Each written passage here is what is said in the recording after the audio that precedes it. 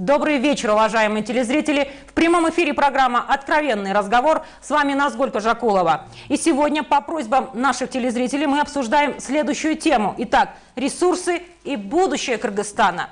И гости нашей студии: заместитель министра природных ресурсов нашей страны Леонид Аселедько, экс-депутат Жогорку Кенеша Ганы Асаналиев и эксперт, представитель движения 93 Максат Мамытканов. Добрый вечер, уважаемые гости. Благодарю вас за участие в нашей программе и позвольте вначале озвучить телефон, по которому наши телезрители могут задать вам свои вопросы. Итак, телефон, по которому вы можете к нам дозвониться: 91 24 94.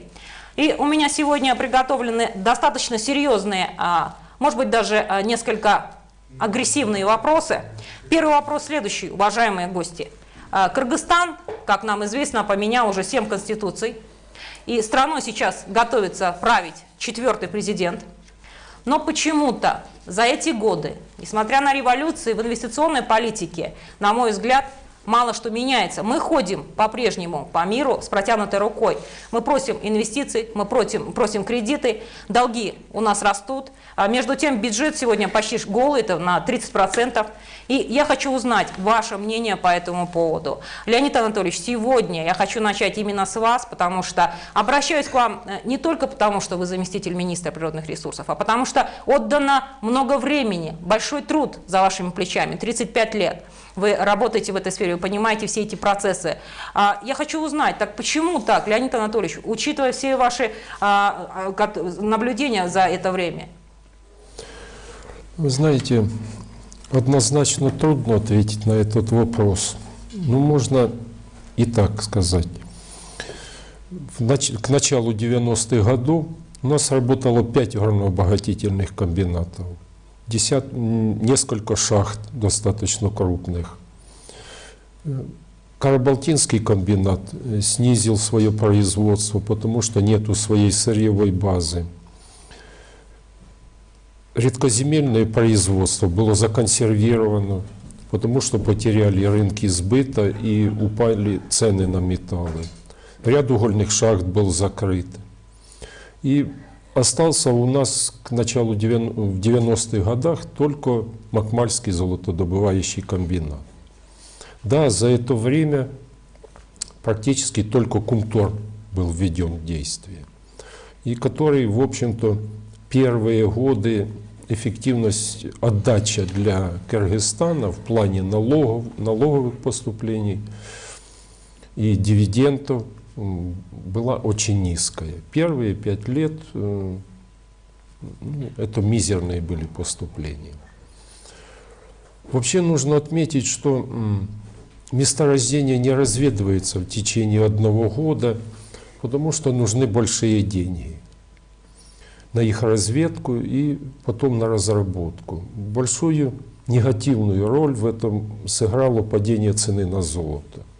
Если вы вспомните, к 2002 году, 2000-2001, цена на золото упала до $260 за унцию. И в то время наши месторождения, может быть, за исключением Джеруя, были нерентабельные. Леонид Анатольевич, ну вот я выслушала ваш подробный ответ, хочу пометить следующее, то есть вы объясняете процессы, которые были в начале истории независимости нашего государства, отметили ошибки, которые были с Кумтором. А что еще, я хочу спросить, Ганыбек Бойович, что еще? Да, не хватало ресурсов, но в чем наша основная проблема также? Что сегодня будоражит наше население? Во-первых, практически вся интеллигенция, значит, наше руководство прекрасно знает, что с момента запуска Кумтора мы произвели на сегодняшний день более 270 тонн золота. Сегодня то золото, которое выпущено в основном Кумтора, оценивается в $5 миллиардов. Это по существу наш внутренний валовый продукт на сегодняшний день. В этом году, по моим подсчетам таким поверхностным, будет выпущено золото порядка на $1 миллиард.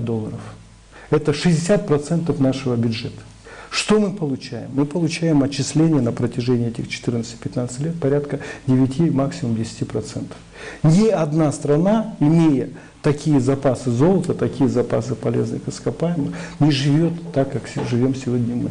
Мы занимаем 3-е место по запасам в СНГ, 16-е место золота, 16-е место в мире. И в то же время имеем самый нищенский бюджет, самое нищенское ВВП и самый нищий народ. Вот они, 20 лет нашего суверенитета. А почему так происходит, Максат Саюналиевич? Кто виноват? В первую очередь, та система власти, которая существовала у нас до этого, она заложила основу той коррупционной составляющей, которая не давала развиваться отрасли вообще.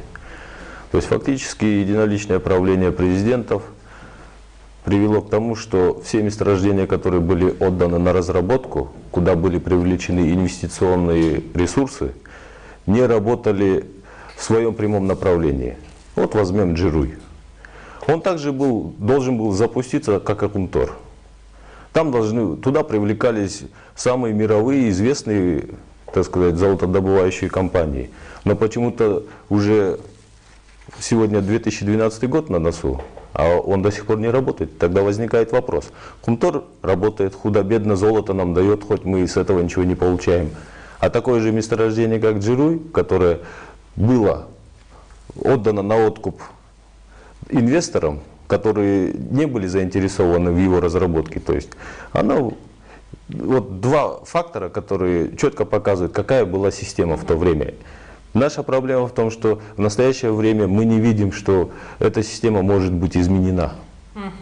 Леонид Анатольевич, вот действительно экспертное сообщество чаще всего говорит о том, что рано или поздно ресурсы Кыргызстана все-таки подойдут к своему концу, так скажем, да? Потому что, Леонид Анатольевич, потому что сегодня идет бездумная передача месторождений. Понимаете, вот не понимает экспертное сообщество те процессы, которые должны были бы.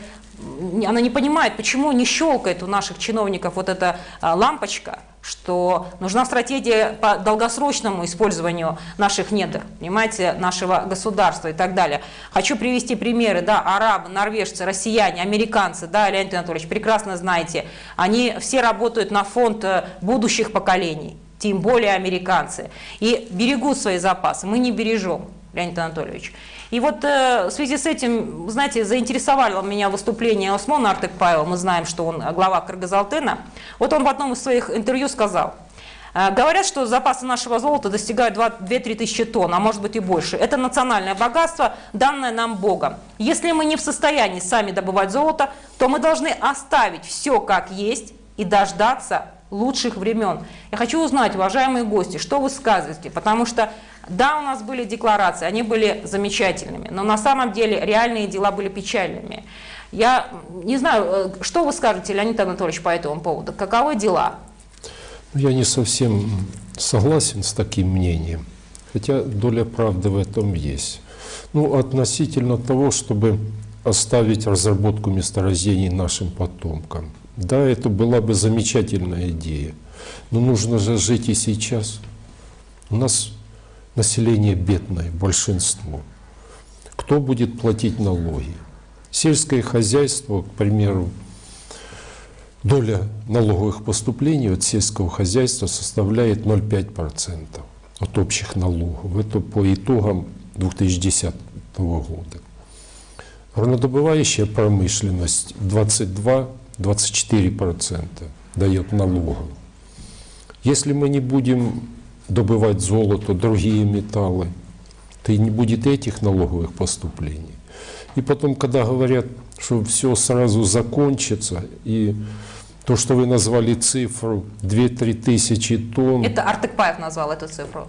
Да, это не соответствует действительности. Это можно говорить о прогнозных ресурсах, которые еще нужно подтвердить. Чтобы их подтвердить, нужны сотни миллионов долларов вложить в разведку. Я вам могу назвать некоторые цифры вот по привлечению инвестиций на геологоразведочные работы. Если в 2001 году это 118 миллионов сомов было иностранных инвестиций, то они к 2007 и 2008 году достигли более 2,3 миллиардов сомов. А наши внутренние инвестиции не поднимались выше 100 миллионов сомов. Понятно. Уважаемые гости, у нас есть телефонный звонок. Давайте выслушаем нашего телезрителя. Добрый вечер. Говорите, пожалуйста. Ну вот сейчас режиссерская группа дает мне знать, что телезритель не дождался, к сожалению, нашего обращения к нему. Вот я хочу узнать, Ганы Бекбоевич, Максат Сүйіналиевич, так все-таки продолжать ли эту политику, когда мы на самом деле разбазариваем все это, или заморозить? Как-то на одной из ваших передач я уже сказал, что политику недропользования в корне надо менять. Я просмотрел вот за последнее время все вот эти наши законодательства, касающиеся недропользования. И везде проходит вот, такой невидимой нитью интересы Кумтора. Это и закон о недрах, это закон о лицензировании, это закон о международных договорах. И очень многих законов везде интересы иностранных инвесторов превыше всего. Вот эту законодательную базу надо менять и надо двигаться с чистого листа. Иначе не будет никакого процветания в отрасли. Максат Сүйіналиевич, ваши замечания каковы будут? Я соглашусь с мнением Ганы Байке в том, что действительно нам нужно менять политику недропользования. То, что у нас сложилось сейчас, это те проблемы, которые были нам переложены прошлым руководством. Но нынешнее руководство должно этот вопрос решать на корню. Я о чем хочу сказать. Во-первых, по закону о недропользовании все недра сейчас отдаются инвесторам на геологоразведку, доразведку, на разработку, ради того, чтобы они привлекли инвестиции, там началась какая-то бурная деятельность. Откроются клондайки, там начнется у нас, в бюджет будут капать у нас миллиарды, и мы разбогатеем. Этого не будет. Этому яркий пример и Джируй, и другие наши месторождения. Все лицензии, которые были отданы, они не дают гарантии, что эти инвесторы будут работать на этих месторождениях. Тогда возникает вопрос, а каким документом или какой программой регламентирована деятельность наших органов, которые выдают эти лицензии? Их что, можно выдавать бесконечно? Или у нас запасы как-то посчитаны, как-то они структуризированы? Вопрос к вам, на самом деле. Давайте вы ответите на него после того, как мы выслушаем телезрителя все-таки нашего. Добрый вечер, говорите, пожалуйста. Алло, здравствуйте. Здравствуйте, представьтесь, откуда вы звоните и что вы хотите спросить? Ну, меня зовут Нурлан, я из Бишкека. Вопрос такой. В 2003 году, получается, Кумтор должен был перейти 100% к Кыргызстану, так? Но в связи с доп. Соглашениями мы вошли в Центеру и потеряли, практически все, можно сказать. Потому что с момента вхождения в долю в Центера зарабатывает на Кумторе, а мы, в принципе, войдя в долю в Центеру, от их участия в других проектах ничего не зарабатываем. То есть фактически с 2003 года на Центеру можно даже упущенную выгоду возложить и все это компенсировать. Все эти десятки тысяч тонн золота с 2003 года. Благодарю вас за ваше выступление. Максат Сүйіналиевич, вы сразу поддержали нашего телезрителя. Очень коротко, что бы вы ответили? Телезритель прав, действительно. По тому соглашению, которое было заключено в самом начале, в 1993 году, в 2007 году все месторождение Кумтор со всем своим производственным комплексом должно было перейти в полное 100% владение кыргызскому государству. Но этого не произошло. Почему? Мы все знаем. Акаев, Танаев, их правительство подписало соглашение о вхождении в Центеру. Мы отказались от своих 70% доли в Кумторе, совместном предприятии, на фантике, которые нам дали в Центере Голд. Леонид Анатольевич, два момента к вам. Первый, реплика Максата Сүйіналиевича до звонка телезрителя и ваши комментарии по поводу прозвучавшего замечания. Ситуация немножко иная. В 2003 году должно было перейти управление, а не полностью проект. То есть управление должно было перейти к кыргызской стороне.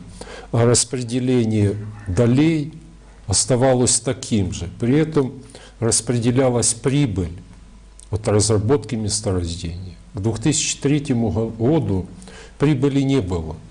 потому что нужно было погашать капитальные затраты, которые составили 450 миллионов долларов.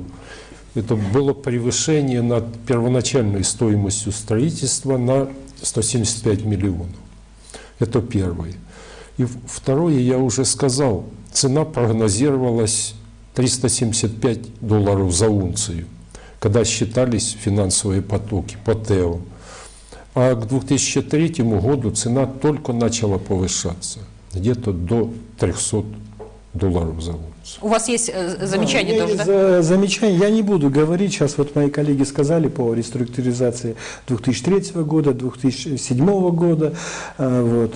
Я бы хотел такой один момент поднять. Я просчитал себестоимость на сегодняшний день получаемого золота на Кумторе, да, она составляет максимально $50 за унцию. Сегодня средняя цена 1700, а доходила она до $1900 за унцию. Да? Следовательно, рентабельность 300 и более процентов. Леонид Анатольевич не даст соврать, что в ТЭО, подготовленная фирмой Kilburn, написано, что на весь период эксплуатации себестоимость будет составлять $148 за унцию.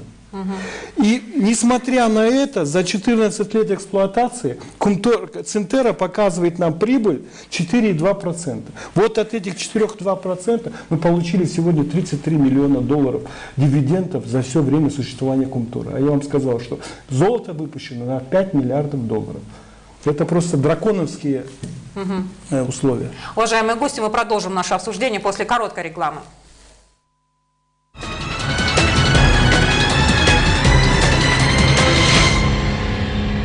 О фактах беспристрастно, о новостях своевременно, о курсах профессионально. Еженедельная деловая газета «Деньги и власть». Газета для солидного бизнеса.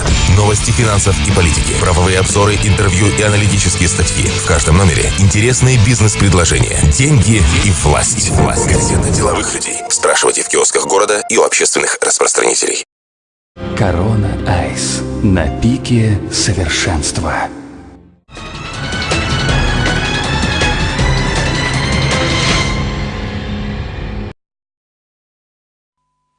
Программа «Откровенный разговор» продолжает свою работу. Максас Юналиевич, у вас были свои фиксации. Да, вот я хотел бы только добавить одно. Здесь нам сказали, что цена была низкая, и из-за этого у нас была нерентабельным добыча золота на Кумторе, но при этом за весь проект у нас такие вот долги образовались, там превышение на $175 миллионов затрат, которые были, так сказать, в проект вложены сверх нормы, которая была рассчитана. Но вот это все превышение и цена на золото в тот момент, хоть она и считается низкой, Яков, почему тогда канадцы тогда добывали золото больше, чем сейчас добывают? Возникает простой логический вопрос. Зачем, когда цена не устраивает, затраты большие, добывать столько золота, сколько его продать невозможно? То есть, получается, в убыток себе, что ли, они это делали?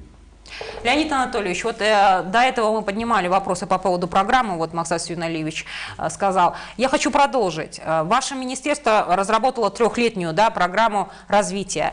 Благо, благодарю, молодцы, главное, чтобы она заработала. Но я хочу по-другому поставить вопрос. Я изначально предупредила, что будут очень острые проблемы подняты. Леонид Анатольевич, вы смотрите, вот 3-летняя программа развития. В это время на Западе, Китае, в Казахстане горизонты планирования на 20-30 лет вперед. Да?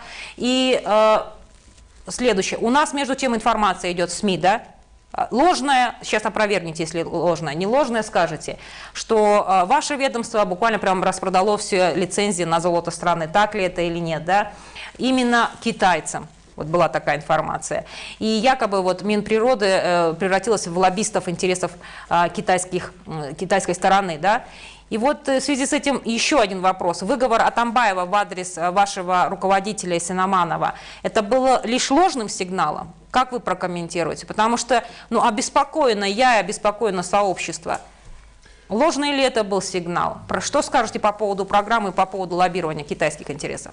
Относительно программы.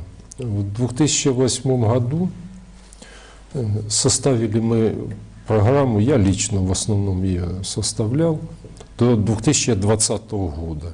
по поэтапному вводу в эксплуатацию месторождений полезных ископаемых. Ну, потом в 2008 году, если вы помните, начался финансовый кризис, активность инвесторов снизилась. Ну, в принципе, эта программа нигде не озвучивалась, широко не афишировалась, потому что буквально к 2009 году все показатели полетели. То есть цена на золото стала другая, некоторые прекратили работу, сократили инвестиции, хотя, в общем-то, в какой-то мере она выполняется.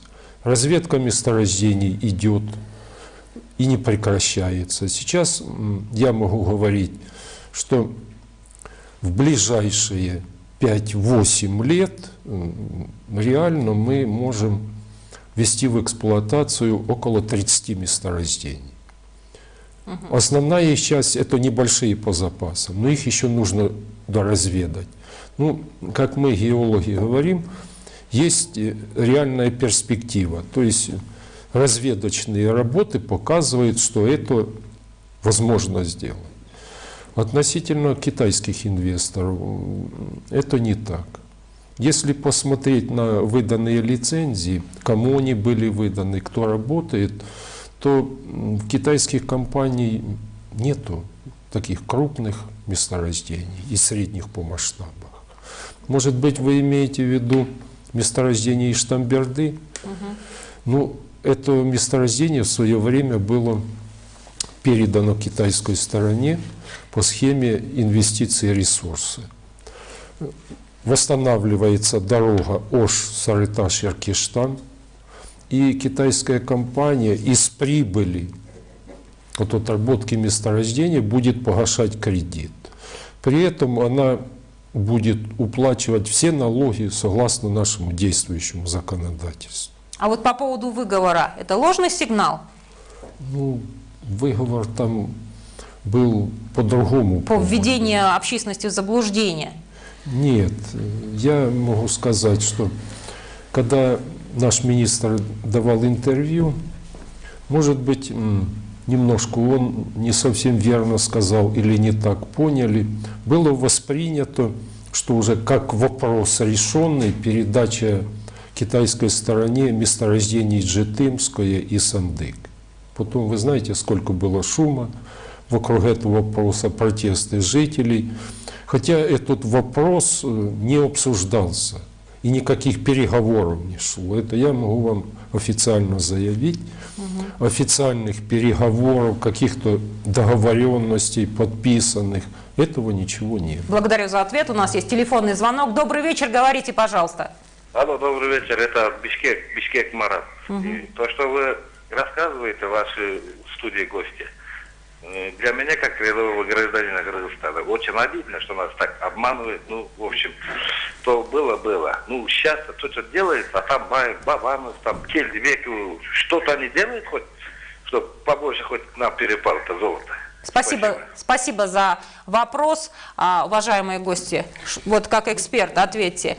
Я в дополнение по китайским инвестициям хотел бы дополнить вот такую вещь. Вот третье, даже можно сказать второе по величине Леонид Анатольевич Талдыбулак левобережный, где свыше 100 тонн, да, прогнозируемые запасы. Буквально в сентябре месяце значит, было передано китайской стороне, ранее владела 60%, значит, казахская фирма, я сейчас ее уже не помню, она порядка 5-6 лет владела, в инвестиции никакие не были вложены в это месторождение. Сейчас эта казахская компания перепродала китайская компания Зицин за 66 миллионов долларов. И, значит, решением Кыргыз-Алтына лицензию было передано им. То бишь опять идет перепродажа лицензии, но государство ничего не поступает от этого. Что касается, значит, Fold Mining Company, месторождения Иштамберды, они взялись отремонтировать, я не знаю, сделали они дорогу 50 километров. Если даже брать 1 миллион стоит 1 километр, то это 50 миллионов инвестиций. А фабрика способна выпускать золото на 100 миллионов долларов в год концентрата.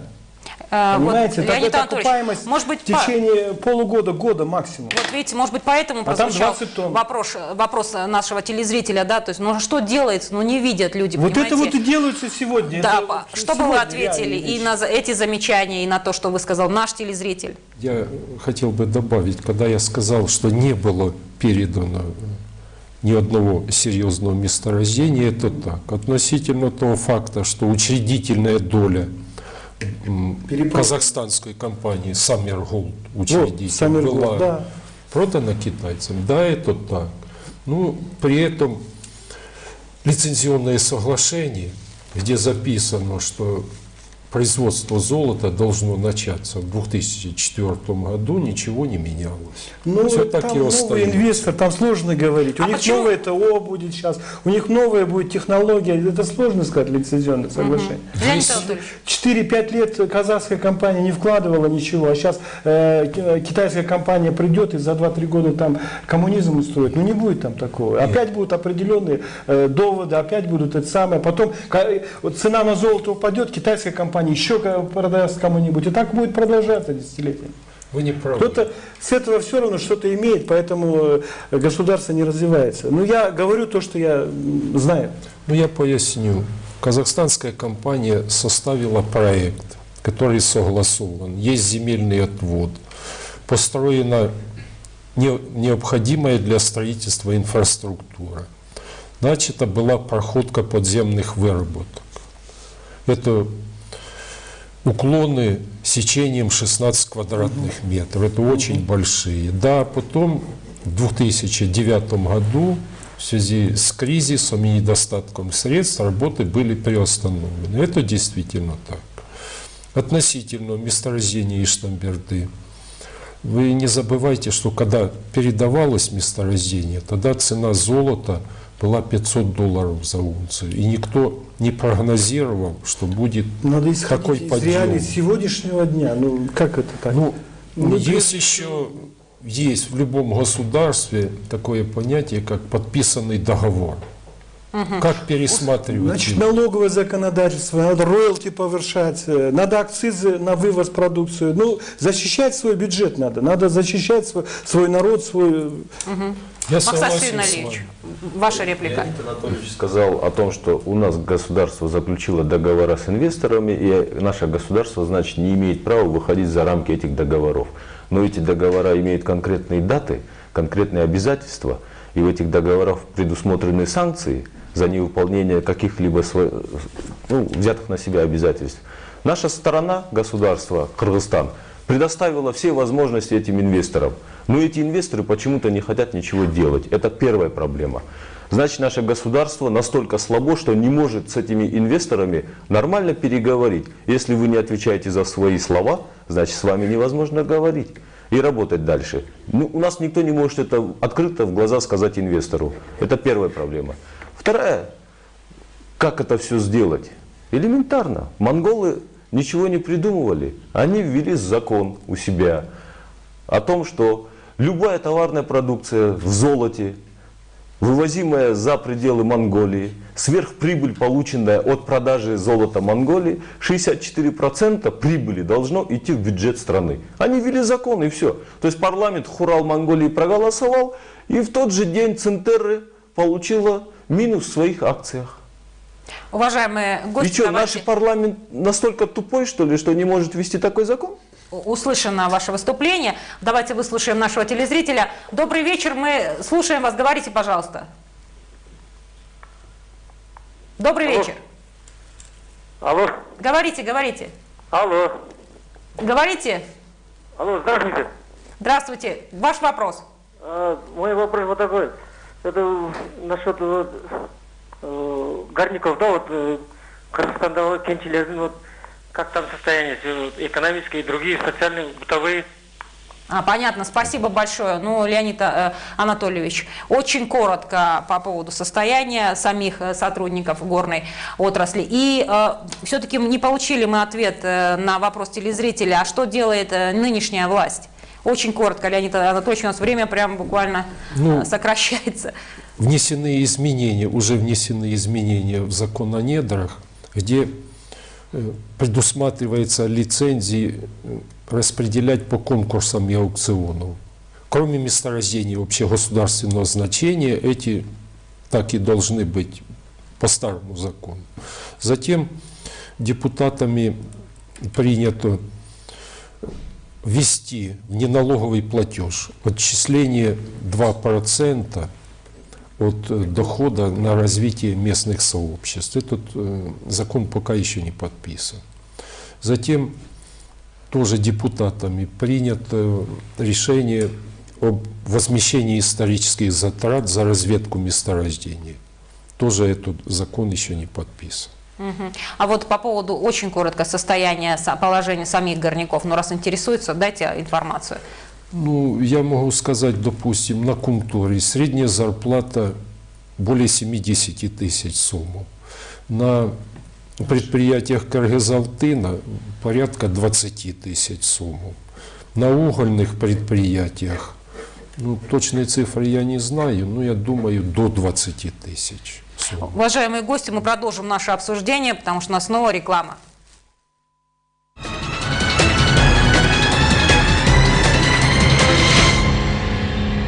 О фактах беспристрастно, о новостях своевременно, о курсах профессионально.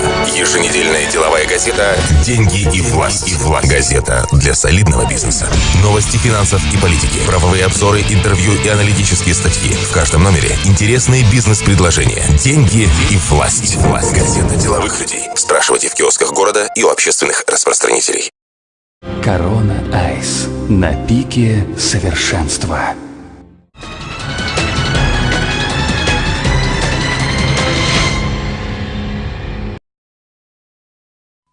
Программа «Откровенный разговор» продолжает свою работу. У меня следующий вопрос. Как раз-таки Леонид Анатольевич задел уже, да, в своем выступлении аспект.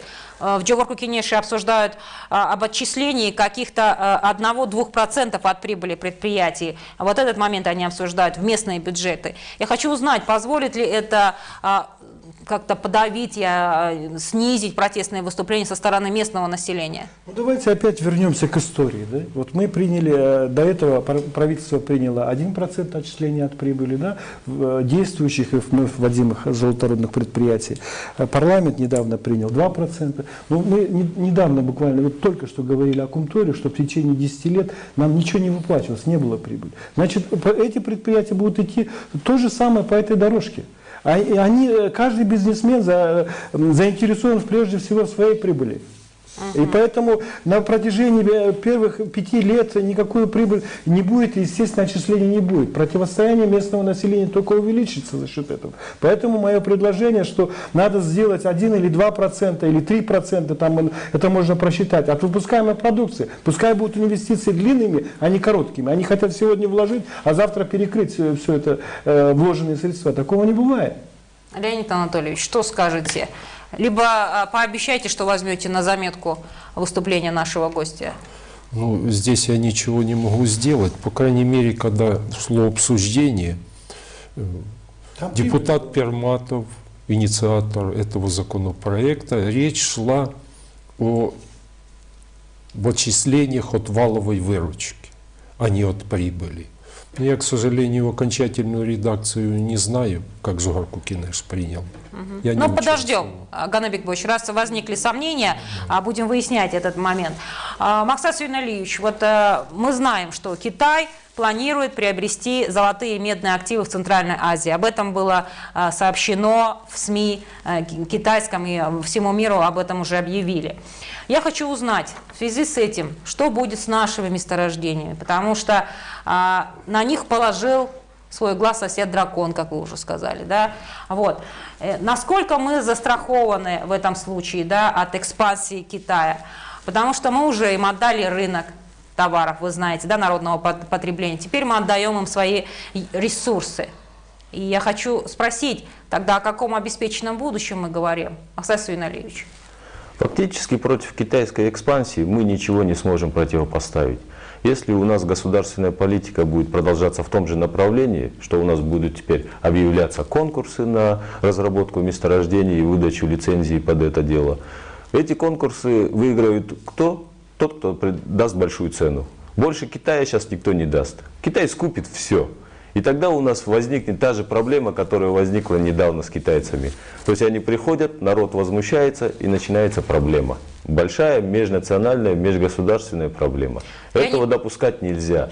Поэтому нам нужно менять сам принцип недропользования. Вот Леонид Анатольевич сказал, что у нас есть месторождения общегосударственного значения и есть другие месторождения. То есть у нас, я так понимаю, что не должно быть разделения такого. Недра у нас общегосударственного значения должны быть, независимо от того, какие там запасы есть или нету. Вот Леонид тогда Анатольевич, только у нас изменится политика. Ну вот что скажете на выступление вашего собеседника? Я к вам сейчас обращаюсь не столько как к сотруднику, да, Министерства природных ресурсов, я обращаюсь к вам как к Сокалу в этой отрасли, как к старожилу, как к человеку, гражданину нашей страны. Неужели получится так? Ну, это не секрет, что все крупные страны стремятся получить как можно больше ресурсов, в том числе и Китай. Это данность, хорошо, но мы же должны как-то отстаивать и свои интересы также. Понимаете, вся проблема в том, можно, конечно, прекратить лицензирование новых объектов, но в нашей стране нету денег на это. Вот я вам привел пример иностранных инвестиций и наших инвестиций. То есть за какие средства мы самостоятельно будем разрабатывать месторождения. Если такие средства будут, никто не будет возражать. Да, нужно тогда самим разрабатывать, пускай это будут госпредприятия или на основе государственно-частного партнерства. Форма может быть различная. Но, к сожалению, пока наши бизнесмены не вкладывают такие большие средства в разведку и разработку месторождений. Но, тем не менее, в Казахстане, там, России, Узбекистане приносят же дивиденды, то есть инвесторы миллиарды долларов в казну поступают. Махсат Сюналиевич, у вас есть реплика. Я хочу предложить. Эти предложения я обсуждал еще в 1998 году с тогдашним руководством и Кыргыз-Алтына, и Министерства геологии, тогда она еще так называлась, то есть с людьми, которые тогда занимались этими проблемами. Тогда мы очень сильно жарко спорили на этот вопрос. Прошло столько много времени, и до сих пор еще ничего не изменилось. То есть все наши недра, которые вот месторождения, у нас более 16-17 месторождений крупных, которые уже разведаны, запасы подтверждены, там уже только надо разрабатывать и добывать золото и продавать. Вот 20 лет мы только болтовней занимаемся и больше ничем. То есть можно же взять государство, так же как и Центерра, например, и любое другое предприятие, можно создать акционерное общество.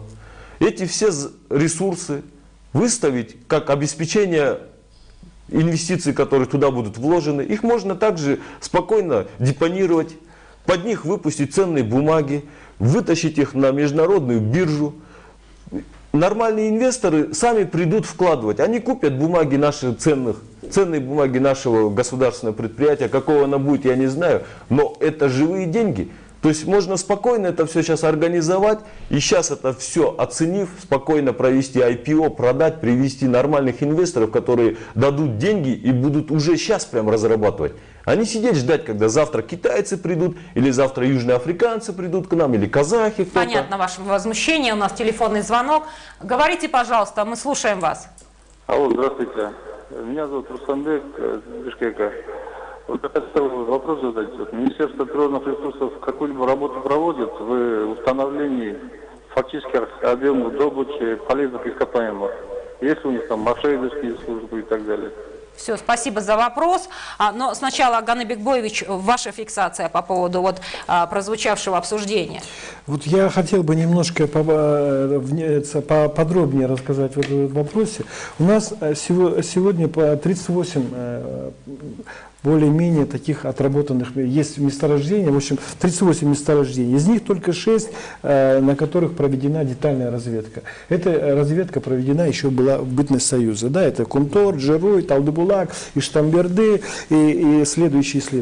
Если брать, значит, вот то, что говорит Махсат по акционерным обществам, то у нас есть на практике акционерное общество Кыргыз-Алтын, да, вот оно выпускает сегодня 2% от выпуска Кумтора, имеет такую же численность, как на Кумторе, 2500 человек, да? Вот Леонид Анатольевич сказал, что 20 тысяч зарплата, да? Так у них зарплата получается только 70% от той продукции, которую они выпускают. А продукция 70% это переработка Кумтора идет. И только по итогам того года 200 с лишним килограмм, да? Нет, ну я читал выступление этого председателя правления Артыкпаева. Он написал, что он сказал, что в том году было выпущено порядка 280 килограмм, в этом году 380 килограмм. Но если посчитать на долю выработка на одного человека, то это получается ничтожно. Вот это акционерное общество, там, где 99% государственной доли. То бишь парадокс. Я просто не понимаю, вот, ну, как можно так работать. Леонид Анатольевич, ну вот был еще звонок телезрителя. Ведете ли вы анализ? Анализ добычи, да, состояния запасов. Да, у нас... В последнее время. Нет, ну, до этого... всегда, сколько существует геология, ведется государственный баланс запасов по всем видам минерального сырья, включая золото, металлы, нерудное сырье. Ежегодно есть информация по добыче за год.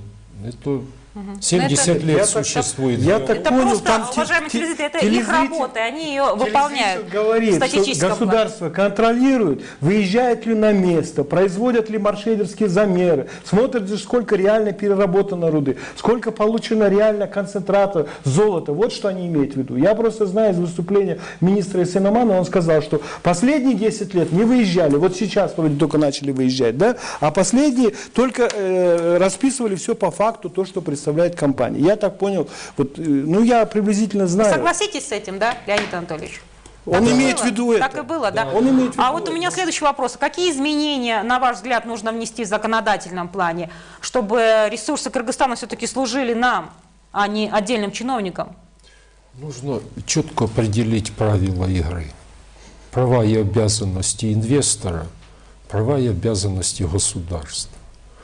Что должно получать государство от каждого объекта. Будет это в виде налогов, неналоговых платежей, участие в развитии инфраструктуры на местах работы или в иной форме. Но любой инвестор, который вкладывает деньги, должен четко знать, что он обязан выполнять и что от этого получится. Прежде всего интересы государства на первом плане, да, потом все остальное. Интересы отдельных чиновников, интересы инвесторов и т.д. и т.п. О чиновниках речь не веду. Вот при такой ситуации, как сейчас, все-таки больше мнение экспертное сходится к тому, что неуправляемость в этой отрасли. Тогда как будут работать программы? Я вам хочу сказать, что вот недавно я прочитал интересный анекдот, там написано, говорит, больной, вы не переживайте, операцию вам будет делать профессор, доктор экономических наук.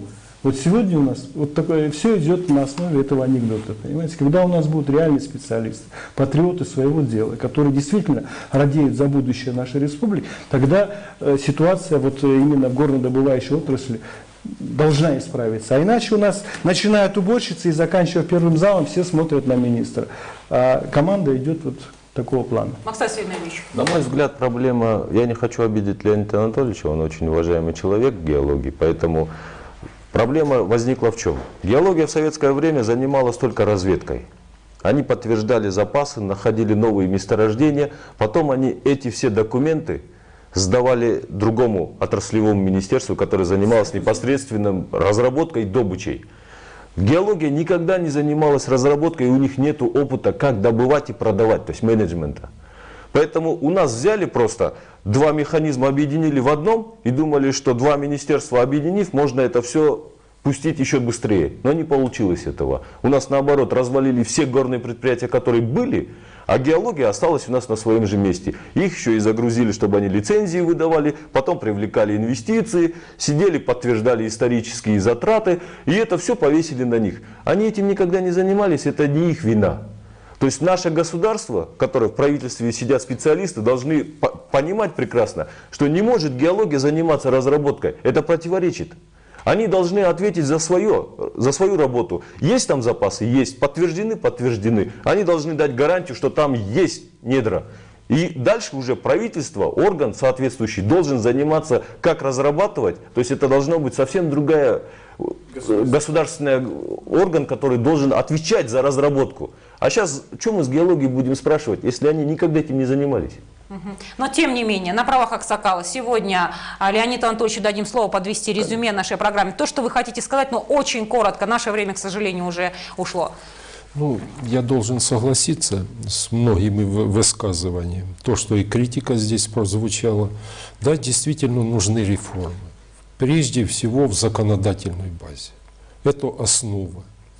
Когда будут созданы законы, в которых будет учтено максимальный интерес государства, вот тогда любой инвестор будет решать, приходить к нам, или идти в Казахстан, или в Южную Африку, или в любую страну.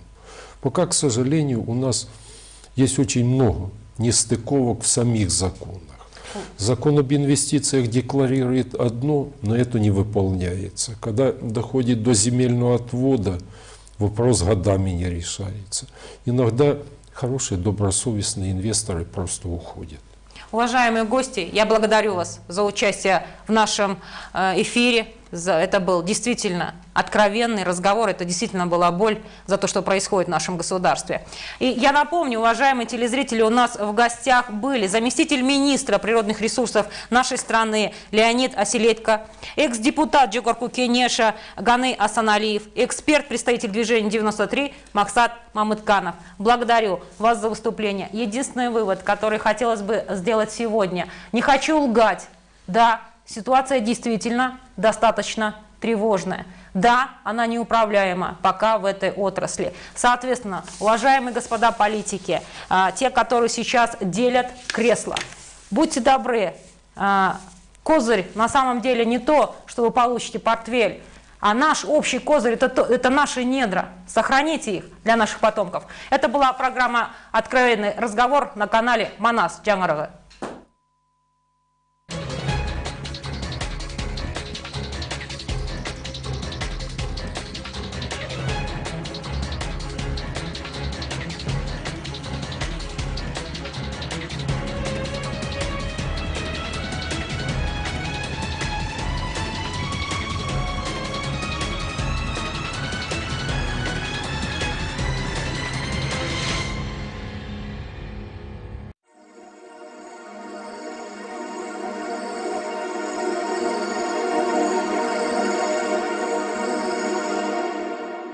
Алексей